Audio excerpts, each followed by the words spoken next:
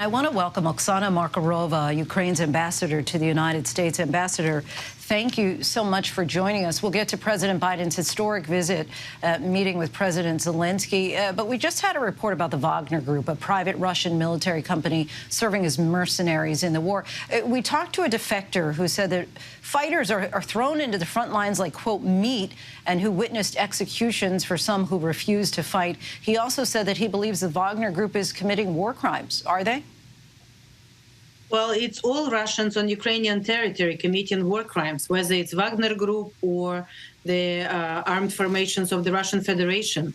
They have nothing to do to be on the territory of the sovereign country. They definitely committed crime of starting and doing the aggression. And we've seen all these atrocities in Bucha, Irpin, Izium, Kherson, you name it. So I'm positive that if he is part of Wagner Group, that yes, Wagner Group is committing atrocities, but they are not the only ones.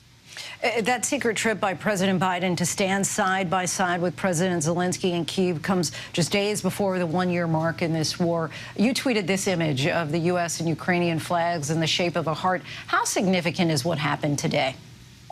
It meant a lot for Ukrainian people to see President Biden in Kyiv, meeting with our president, walking through the streets, paying tribute to Heavenly 100. Today is a very special day for us when we recall all the people who were killed during Maidan, when in 2014 Ukraine fought for our independence from Russian-operated Ukrainian regime, essentially, which led to this war and which started in 2014 when Russia attacked us for the first time. So it's a great sign of support.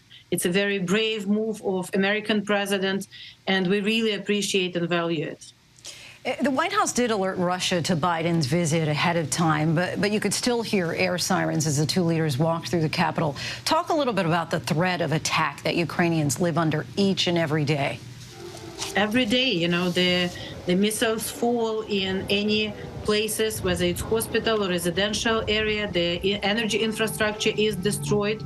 And I will remind you that still a large portion of Ukrainian territory is under illegal occupation, where people have been killed, tortured, Ukrainian children have been abducted into Russia. It is a full-fledged war we didn't see since the World War II. So it is very risky, and we cannot trust Russians. I mean, even when they promise something, remember for Christmas, Mr. Putin was talking about some kind of quiet time for Christmas, and right after he said that, there was a lot of shelling everywhere in Ukraine.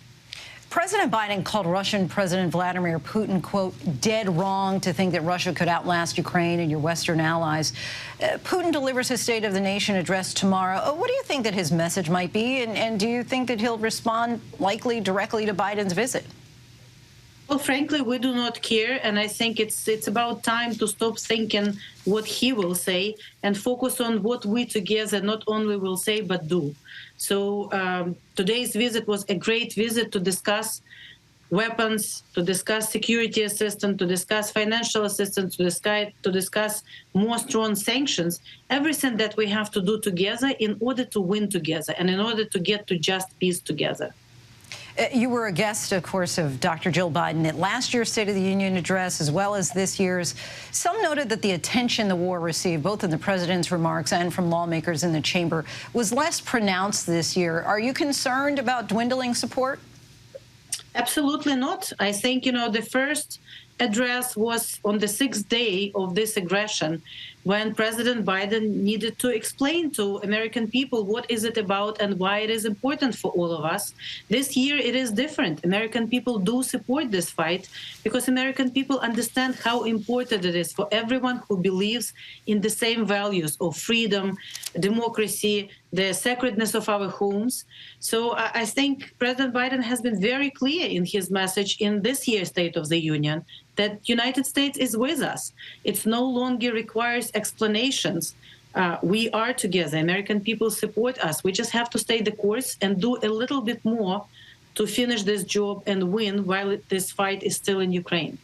Ambassador, we thank you so much for your time. Really appreciate you coming on the show. Thank you. Hi, everyone. George Stephanopoulos here. Thanks for checking out the ABC News YouTube channel. If you'd like to get more videos, show highlights, and watch live event coverage, click on the right over here to subscribe to our channel. And don't forget to download the ABC News app for breaking news alerts. Thanks for watching.